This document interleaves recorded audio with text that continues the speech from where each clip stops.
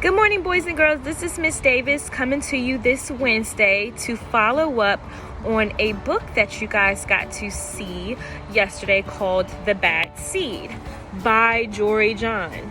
Okay? So yesterday I asked the question, is the seed really bad, or did he have bad things happen to him that made him do some of the things that he had done? All right? So let's just recap real quick, all right?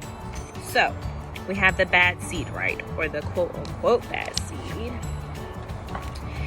And a lot of people had just mean things to say about him, right? They said, there he goes. He's just a bad seed, a bad seed. Now, he did do some kind of bad things or things that weren't so good, like he didn't like to wash his hands, or he didn't put things back where they were supposed to be. He just made some not good choices, correct? But we're going to get to this part that makes everything a little bit more interesting. So here's the bad seed, right? He's with his family, he's happy, they are just living their life in the sunflower, but then all of a sudden, things turn for the worst, and they all fall down. They all fall down, and the bad seed is just not happy no more. We go through, and he had all these unfortunate things happen to him. And he got spit out, and now he doesn't look too happy, does he? And that's where he turns and becomes, quote unquote, bad.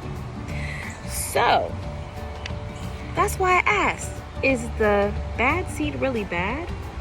Or did things just happen to him that made him do some things that weren't so great, and that he just didn't make good choices? So today we're going to talk about the circle of control, and how sometimes in our circles we are able to control ourselves, and how sometimes things outside of our circle we're not able to control, and how they affect us. Okay, so take one break real quick, and I'm going to show you guys something. All right, so I'm back.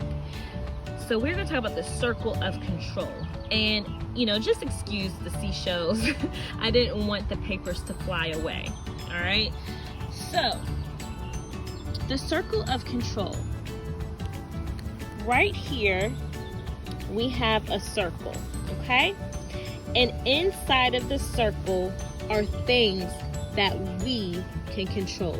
Nobody else can do them, okay? And then we have things written outside of the circle that we cannot control. Things that have happened to us, or things that we have seen, and it can make us happy or sad, or how we feel inside of our circle. So for the bad seed, okay, he had a lot of things that happened to him that were not his fault, or that he did not have control of. So his flower had dropped, he lost his family, they were gone, he was put into a bag, he was almost chewed up but spit out by the giant. All of those things that happened to him outside of his circle really affected him, right? And so because of that, the feelings he had towards other seeds were not so great. He didn't treat people the way that they wanted to be treated. He wasn't kind at first, but later we learned in the book that he made a decision. He made a decision that he did not want to be bad anymore. And so even though these things outside of his circle happened, he was able to learn how to treat people the way that they wanted to be treated. And so he started to be kind. He started to do nice things for people. He tried to smile and laugh. And even though he wasn't 100% perfect, which none of us really are, he was able to turn things around and control himself. All right? So, boys and girls, I want to ask you, what might you have in your circle? And what are some things outside of our circles that we are just not able to control? So, we cannot control all of the craziness and the madness that COVID has caused, correct? We can't control what people think or say. We can't even control the weather or other people's choices and feelings. But what we can control during this time is still being kind to people, being honest, asking for help if we need it, apologizing, and forgiving those people who may have hurt us along the way. So what I want you guys to do, if you guys have some time later on today, I want you guys to come up with your circle of control. So I want you to draw a circle and some of the things that in your circle, I want you to write some of the things that you can control. And then I want you to write some of the things outside of your circle that you can't control. And try to discuss these with your parents or family members and see how they feel about them as well. All right? So just a reminder, boys and girls, sometimes when we see bad seeds, or when we see people who are making not really good choices, it's not always their fault.